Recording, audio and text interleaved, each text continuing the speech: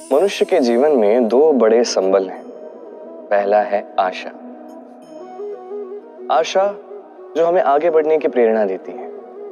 आशा जो हमें शक्ति प्रदान करती है, साहस प्रदान करती है, हमसे कहती है कि अभी बहुत कुछ अच्छा होना शेष है, डटे रहो। और दूसरा है विश्वास। जब भी जीवन में हम किसी पर विश्वास करते हैं तो एक विशेष ऊर्जा का अनुभव होता है। कभी कभी ये आशा हताशा में बदल जाती है और विश्वास विश्वासघात में बदल जाता है। तब क्या करें? तब क्या ये कहेंगे कि आशा अनुचित है या विश्वास झूठा है? नहीं, ये कभी अनुचित नहीं होते। आप किसी पर विश्वास भी करते हो, वो विश्वास सामने वाला तोड़ भी देता है, तो ये दोष आपका है कि आपने चयन किया कि आप उस व्यक्ति पर विश्वास करोगे। आपके चयन में दोष है, आपके भाग्य में नहीं।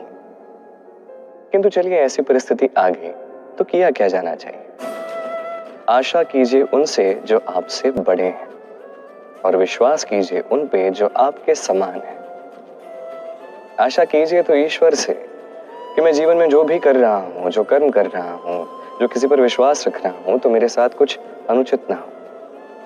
मैं बस यही आशा करता हूं। और विश्वास किसी और पर करने से पूर्व स्वयं पर कीजिए, क्योंकि अंततः आप स्वयं को तो कभी धोखा नहीं देंगे। क्यों? एक होता है ज्ञानी, एक होता है अज्ञानी। ज्ञानी वो जो केवल संकेत से ही समझ जाए और आके चार बातें आपको भी समझा दे।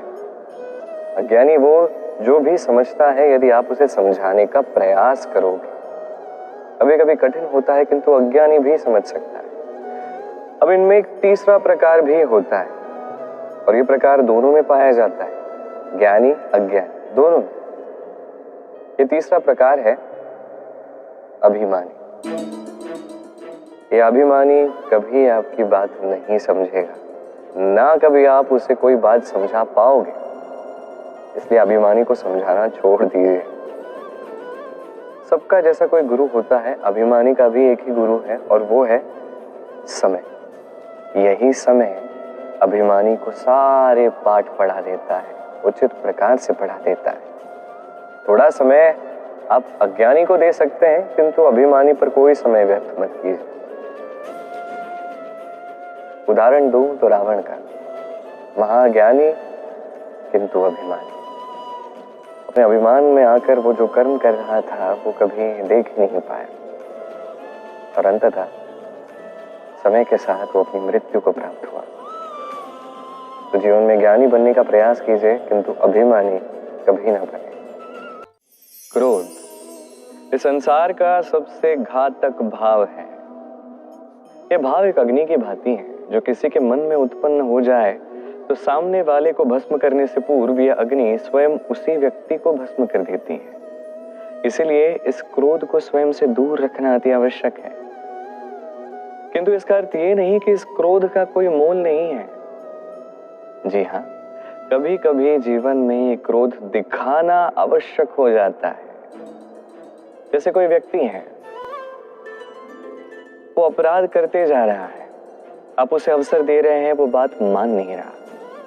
वो इस भ्रम में जीवन व्यतीत कर रहा है कि जो भी वो कर रहा है वही उचित है और यही सोच के वो अधर्म के पथ पर आगे बढ़ता जा रहा है। ऐसे समय पर क्रोध दिखाना आवश्यक हो जाता है।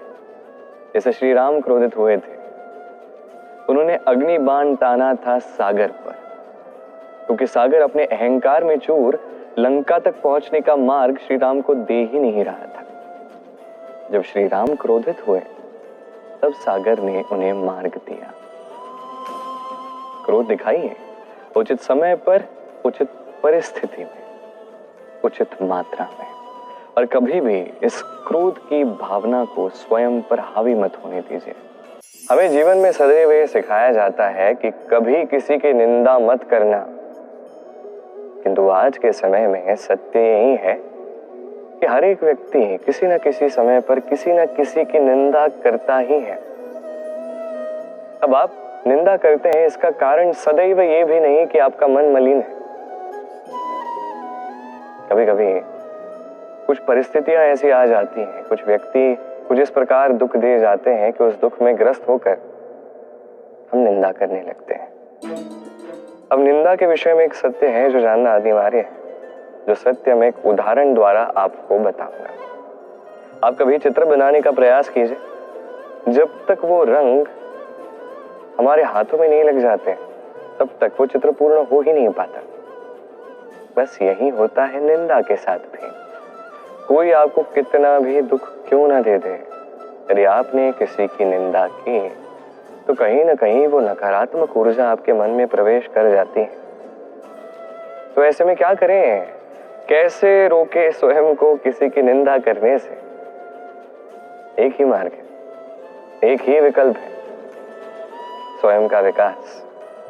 स्वयं के विकास के इस मार्ग पर आगे बढ़ते जाइए। इस कार्य में कुछ इस प्रकार लीन हो जाइए कि किसी की निंदा करने का समय ही आपके पास शेष न रहे। इससे आपका मन भी मलिन नहीं होगा और आगे के कई सारे द्वार आपके लिए खुल जाएंगे। इस संसार के दो सबसे शक्तिशाली शब्द हैं, मौन और प्रसन्नता। यही सबसे अधिक कठिन भी है। अब आप कहेंगे इसमें भला क्या कठिन है? नहीं, समय समय पर स्वयं को मौन रखना अत्यंत कठिन है, और उससे भी अधिक कठिन है विकट परिस्थिति में स्वयं को प्रसन्न रखना। किंतु यदि आप ये सीख गए तो यही मौन आपको जीवन में बड़ी से बड़ी समस्याओं से बाहर निकालेगा। यही प्रसन्नता विकट से विकट संकटों से बाहर निकलने की आपको ऊर्जा देगी। मनुष्य जब जन्म लेता है और मनुष्य जब इस संसार को छोड़कर जाता है, इसके मध्य का काल जीवन कहलाता है। और इस जीवन में संघर्ष तो करना ही पड़ता है, कभी शिक्षा के लिए, कभी काम के लिए, कभी वास्तविक युद्ध करना पड़ता है। किंतु इस संघर्ष का सामना करने के लिए प्रकृति ने हमें एक और गुण भी भेजा, प्रयास। कभी किसी छोटे बालक को देखा, न कुछ बोल पाता है, ना कुछ समझ पाता, किंतु अपने घुटनों के बल पर समस्त आंगन नापने का प्रयास करता, खड़ा होता, गिरता, फिर खड़ा होता, और अंततः वो चलना सीख ही जाता,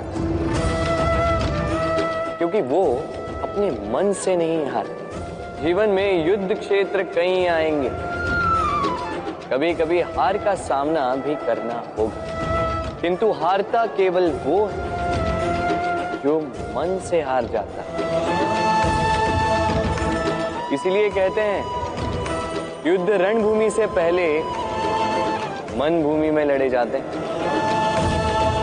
मैदान में हारने वालों को कई अवसर मिलते हैं, किंतु मन से हारने वालों को नहीं। राधे राधे।